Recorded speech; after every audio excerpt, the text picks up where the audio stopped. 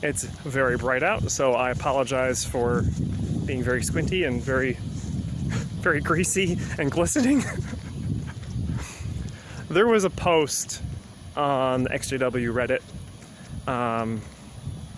can't remember when, within the last month, but you will see here, comparing North Korean propaganda to Watchtower publications, and it's honestly, at a glance, really hard to tell them apart. It's really, really hard. You gotta look for which one has only Korean people in it. It's like the only way to tell the difference. They look so similar. And that's really, the similarities don't end there between communist regimes and the Watchtower.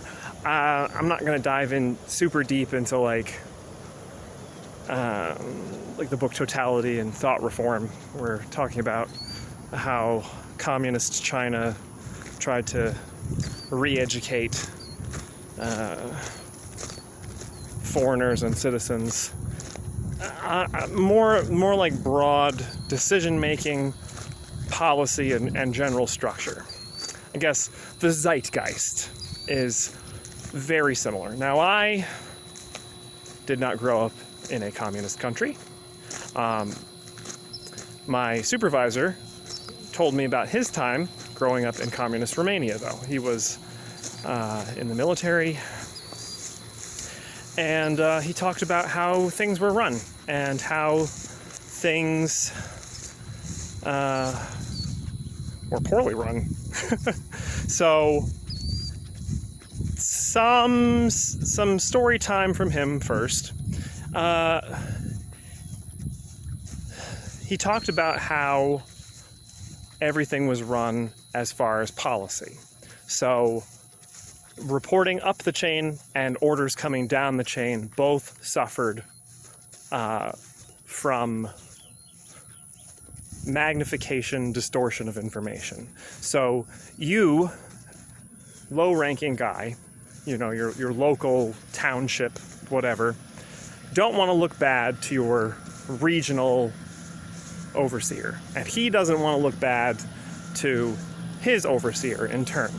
So you would report your information about manufacturing, crop yields, whatever, and you had a quota to meet, and if you didn't make that quota, well, you were, you know, potentially a saboteur or a capitalist infiltrator or disloyal to the party. So that has consequences. But you want to look good because you don't get promoted if you don't look good. So you inflate your numbers, and the guy above you in turn inflates his numbers because he has the same incentives all the way up to the top. And the same goes top down. The guy at the top says we want, you know, X tons of wheat. Here's our farming goals. Here's our manufacturing goals. X number of tractors. The regional guy says, you know, we're going to exceed that. We're going to make twice as many. And then the local guy gets it and says, no, we're going to exceed that. We're going to make twice as many. So they make twice as many, and they're all garbage, and none of them work. The example that he gave was you'd have a factory making 100 tractors, but you only had gas to run 3 of them. And also all of them were very poorly made. So the other thing about regimes like this is you don't get promoted for competency. In fact, quite the opposite. So you get promoted for your loyalty to the party, because that is the most important. That is the most important thing you were looking for in another member, and ass kissing. That's how you get higher up the chain. So if you have a supervisor, you have someone above you, obviously they don't want to promote you if you are not a yes man and not going to support you. Or if you are somehow a threat to their position, control, power, whatever. Now, to the witnesses, let's talk about how that works. So, information is distorted in the same way. The publisher, on the publisher level, very, very few people report their time in the ministry accurately. My parents were super duper accurate. My dad would deduct time, like, oh, we stopped for a break, so we have to subtract 15 minutes. But most people are really loosey-goosey. They might not outright lie, but it's definitely inflated. And there are a bunch of people, not even PMOs, who just outright make up stuff. You know, whatever feels good. I feel like I did 10 hours. It's good enough. I feel like I made this many placements. Even if they are placing those things, you could just be placing it on the table at a doctor's office or the counter of a gas station, not actually giving it to anyone who's really going to read it. So the numbers they're reporting are inflated and inaccurate. And at the next level up is the elders. And the elders want to look good for the next level up at the circuit overseers. So when the circuit overseer comes around, the elders want to look good. They don't want to show a decrease in average field service time. They don't want to show a decrease in the number of active publishers or the number of pioneers.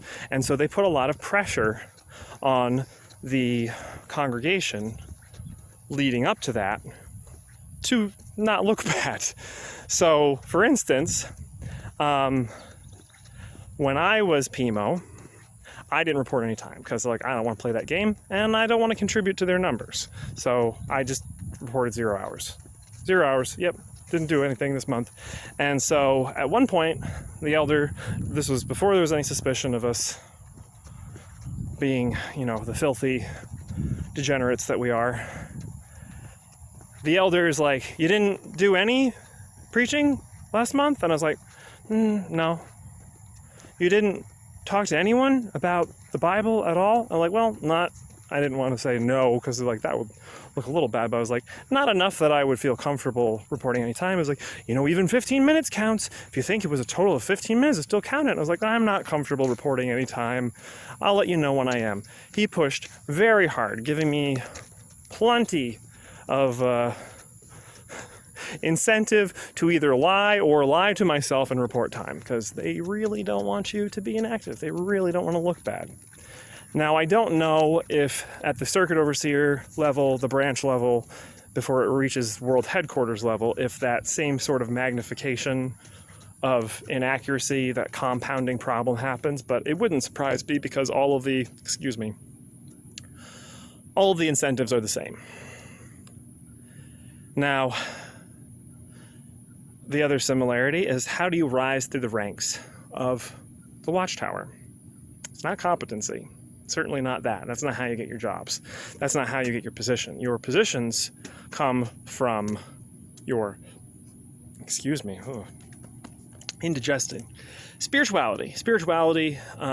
Because the Watchtower, the witnesses are a cult, is redefined as the amount of time and energy you are willing to expend for the Watchtower and your loyalty to them. That is what spirituality is. So you get position not based on are you good with people? You have a bug crawling on your arm.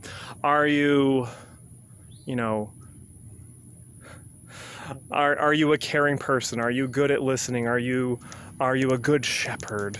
You know, they talk about that one verse as the qualifications, but they're not going to consider anyone if they don't have good service time.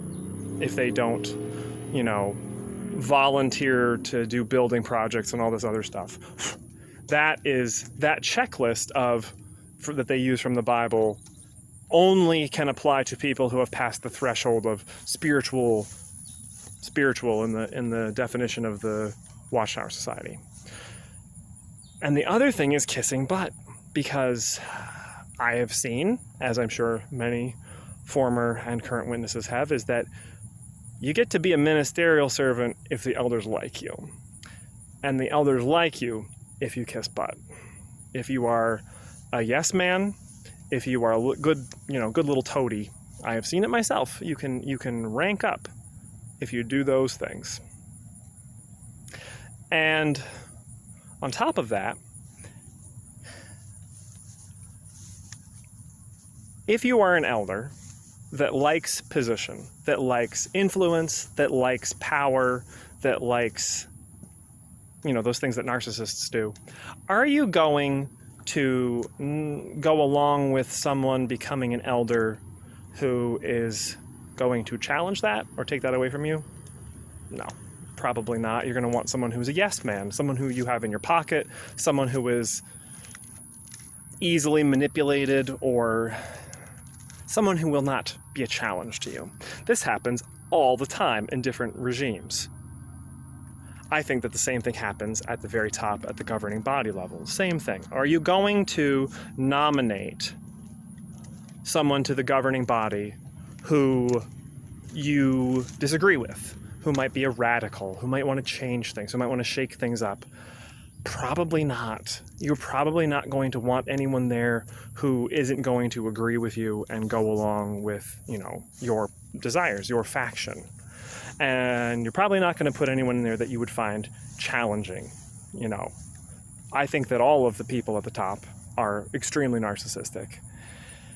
And so you don't want anyone who's a threat to that. So you will, in turn, only want people in there who are incompetent because they're not a threat. And so overall, the leadership is weakened.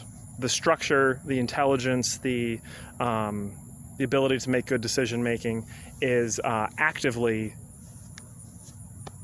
hampered because of personal interests. So you have bad information flowing to the top, and the top is staffed with people who are not competent for their jobs. If you're a woman, tough, you can't get anywhere. So it doesn't matter how smart, how competent you are, how good at managing people, at running projects, at making good decisions, doesn't matter. You will never, ever, ever, ever, ever be in a position to use that. Doesn't matter, because you don't have a penis. So if Jehovah wanted you to be in those positions, he would have given you one. So anyway, back to what we were talking about. Let's tie some of this together. So the information coming from the publishers is distorted. It is further distorted by the elders. It is most likely distorted then by the circuit overseers before it flows to the top. Your hard numbers are very unreliable. Now, what about your qualitative information? Morale, viewpoints, what's the general feeling of the witnesses? One of the things that came up in one broadcast while I was still in was I can't remember where it was, and I am not going to go try and find it. But the gist was the governing body. Some people might think maybe the governing body are out of touch, but we're not. We're not. We are very in touch with what people are going through, and the circuit overseers tell us what the average witnesses are experiencing. Well, we know for a fact that this is not true. Common sense says it's not true, and we have actual accounts to tell us that it's not true, and we have words from the governing body themselves to tell us that this sort of information is not true. So, crisis of conscience, Ray Franz talks about a couple times where the branch reached out to higher ranking witnesses. So circuit overseers, district overseers, whatever, to get their feel on things. These people were honest and did not go well, and it was not taken into consideration. Changes were not made. So when that is actually called for, which seems to be rarely, if ever, that information is discarded. Again, because the people at the top are narcissists. They can't be wrong. They're not the problem. You are the problem. So we have an account showing that that information gathering, even if it is accurate, is not acted upon. We have common sense to go off of. When the circuit overseer came around, you put on your best face. You dressed up nice, you cleaned up everything, you acted super nice. Everybody was at the meeting, the attendance went through the roof, everyone was out in field service. You're trying to be your best witnessy self. No one is being authentic. No one is being their average everyday witness self. And you're not supposed to complain or murmur. So you might have problems, you might be willing to talk to the circuit overseer about issues, but you are not going to talk to him about things that might make you look bad, the things that might make you sound apostate or like a complainer, like Miriam, who was struck with leprosy for questioning Moses' leadership. So you're not going to be pointing out systemic problems. And if you are, you're probably going to get a call from the elders. So these real problems are not going to be passed on. The real views are not going to be passed on. And a lot of the witnesses, when you are a witness, you wouldn't even allow yourself to think the things of like, I'm burned out and depressed, something is wrong. You would think something is wrong with me. You wouldn't say like, I think overall we have a very depressing culture. There's something wrong. There's something wrong with this circuit overseer. Maybe these things lead to bad consequences. You're not going to say those things. So the elders, the circuit overseers are not going to get that information.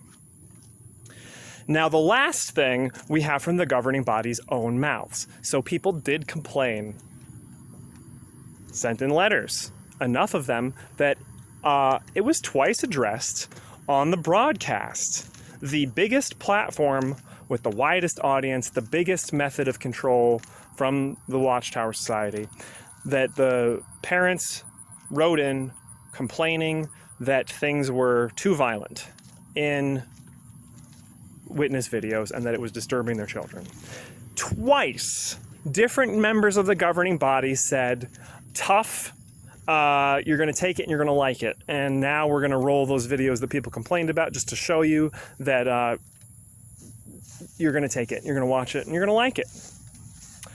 So even if witnesses at a number large enough to register, to be enough that they had to address it twice on the broadcast, again, because they're narcissists, we're not the problem, you're the problem. So that opinion is discarded. The people at the top are in a bubble. They are isolated. The information that they get is filtered at so many levels. And even if they were capable of looking at it in an objective sense, I don't think that they are. Even if they were capable of looking at an objective sense, they're working off of bad data. And I don't think that they're capable of looking at it objectively, because I do think that they are true believers, for the most part. Crisis of conscience is, none of the current members, I believe, were addressed in that. But like at the time, Ray Franz, it seemed like everybody was true believers, except, you know, they might not have believed everything that they taught, but they still did think that this is the one true organization, that God was on their side, which is the most important part, because that means you don't need to change. You're not the problem. And they are definitely narcissists. So those two things combined means it's very, very difficult to change course. It's very, very difficult to be objective and step back and say, what's the problem here? Oh, we're the problem? Better change those things. So this all sounds very much like our broad, bird's eye view of Soviet structure so far. Incompetent people promoted not because of their abilities, but because of their loyalty to the group. Information that is filtered because disloyalty is a really bad thing. The inability to change, sabotaging other people, thinking of your own position and gain rather than the well-being of the group, the higher ideal of like, not for me, but for my country, whatever. So as a side tangent to that too, like the Mormon church shows the exact opposite sort of, they are coming to similar conclusions. The witnesses are coming to similar conclusions that the Mormons are. They're both focusing their efforts on Africa and as basically their only area of growth. They are both seeing rapid declines in developed countries because, for Ran out of space there. Modern people with access to the internet are less inclined to stay part of manipulative cults. But the Mormons, from the talk I've heard on different ex-Mormon YouTube things, the leadership is aware of these issues. They're analyzing it like a corporation. What are our core competencies? What do we offer? Where are our areas of growth? What's our value add? They own businesses. They have investments. They have a diversified investment portfolio. I don't see those things from the witnesses, which is another reason why I think that the governing body are true believers, because if they were not, they would run things more like a corporation. They would run things more cynically, might not be the right word again, but they would run things differently. So all of these things together, though, the last thing which has yet to be seen, but I think we will see in the future, is that the Soviet regimes always try to project power, stability. Look how happy our people, the happiest people, the cleanest people, the most moral people. North Korea and the witnesses say the exact same thing about their respective groups. They always want to look strong and stable from the outside and to their own people, because that is their selling point. That is their reason for existence. I was going to say the French word for that, but I can't pronounce it correctly. So, but when the Soviet regimes collapse, it is sudden and shocking because people don't realize the extent of the rot, the extent of the instability, the full scope of how things were, a paper tiger. Everything is pretend. Everything is a facade to look good to the leadership and to the outside, and none of it's real. And I think that with the actions that we've seen from the Watchtower, I think that is kind of the state that they're in now. The fact that they showed a decline last year, the fact that they have shown, even if their numbers are fake, ever increasing hours for lower and lower recruitment. That is a sign that you are not being effective. The firing, but the sending home of all the Bethelites, the downsizing of their building projects, the combining of branches, the seizing of bank accounts in the U.S. of the various congregations, the seizings of the mortgages.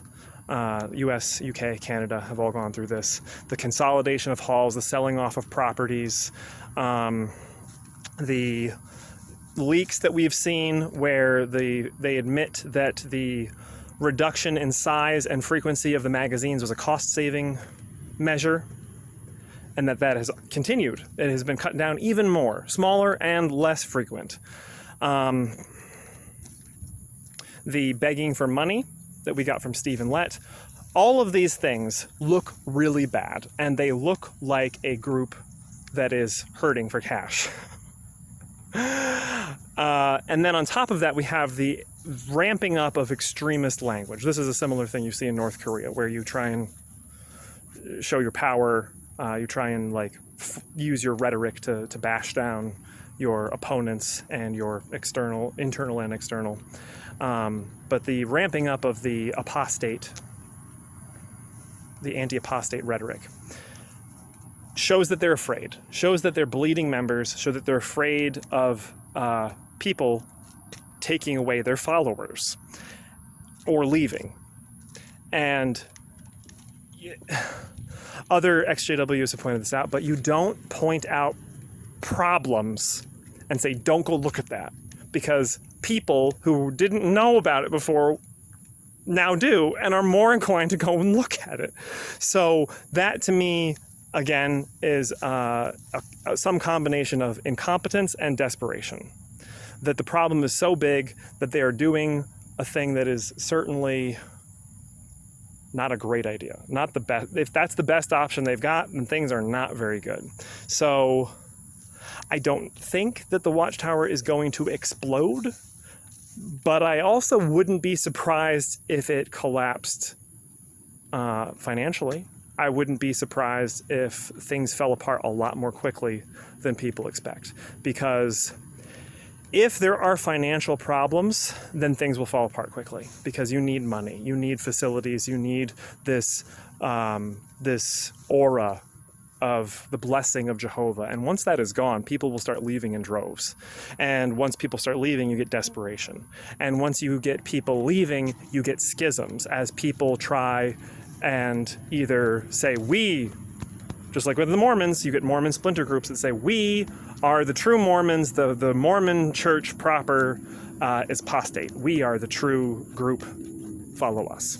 So I think that everything could come to a head very suddenly, where if you get higher level defections, you have people running off with their own, forming their own groups.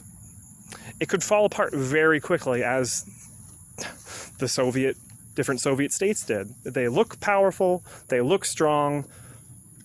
There's problems, obviously, you find that out from defectors and stuff, but the problems run deeper than expected. And things suddenly just crumble. So I will be interested to see what happens in the near future. Like I said, I don't expect dramatic collapse. I would think it's far more likely for a more rapid decline, and then a smaller, more radical group becoming more and more isolated, more and more extreme, where they just try and stabilize. Rather than gaining new members, they just try and keep the ones they hold. I think that is a likely scenario. Maybe they can balance their books in time. But if they can't, if cash flow is an issue, if their messaging continues to be, shooting themselves in the foot, things could go quick. Things could fall apart real quick. So it'll be interesting to see. It'll be very interesting to see. But I think that there are strong parallels between, besides the use of mind control techniques and propaganda, I think there are strong parallels between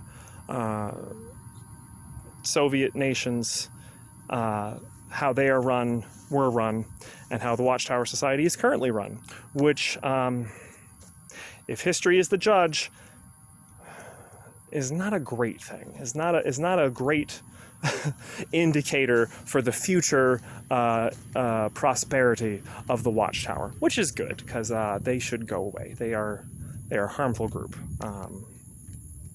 Don't want them to be banned, but I would like it if a bunch of people weren't trapped in a cult. It's not great. So that's my longo ramble, uninformed ramble on Soviet states, communism, and the witnesses. I may be wrong. I probably am. If I'm wrong, correct me in the comments, because I don't know what I'm talking about. This is just me rambling. Anyway, I hope that was interesting. I hope that was something. It's very hot and sweaty, and I'm all done. I'm all done. So thank you for watching to the end.